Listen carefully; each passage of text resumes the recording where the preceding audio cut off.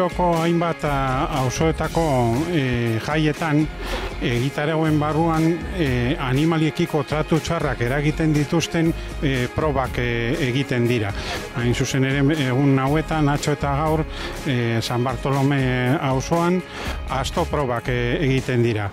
Astoek 575 kiloko harria eraman behar dute, mugitu behar dute, eta horretarako karreteruek etengabe jotzen dituzte astoak kriston zauriak eraginez. Guk uste dugu gauden garaian horrelako ekitaldiak ezin dira mantendu, ezin dira herri baten jaien barruan egon, eta ezin dute diru publikoa horik jaso, hori olako tratu txarrak eragiteko. Gure sensibilidade, gaur egungo sensibilidadeak ezin du onartu diru publikoak ordainduta eta herriko jaietan olako ekitaldiak antolatzea.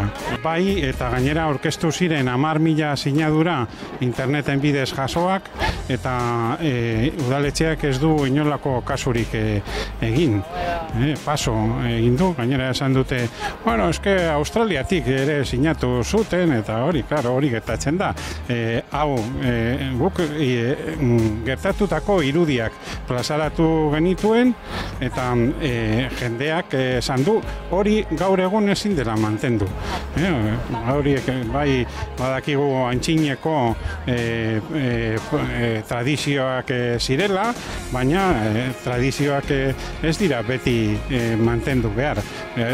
Salbatu behar dira egokiak direnak, eta egokiak ez direnak aldatu, eta kasu honetan badaude aizkolariak, badaude gizon probak, personek eramatea harria, eta hori da personarentzat desafio bat, eta hori ondo egon daiteke, gainera ez dago inor personak jotzen harria mugitzeko, eta erabat osasungarria litzateke.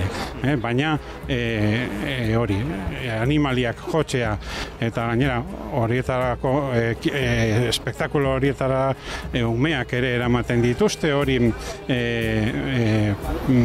jarraitzeko, perpetuatzeko asmoz, eta hori erabat onartezina da.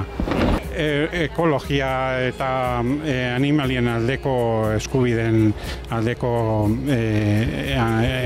hori elkarteak daude, batez ere.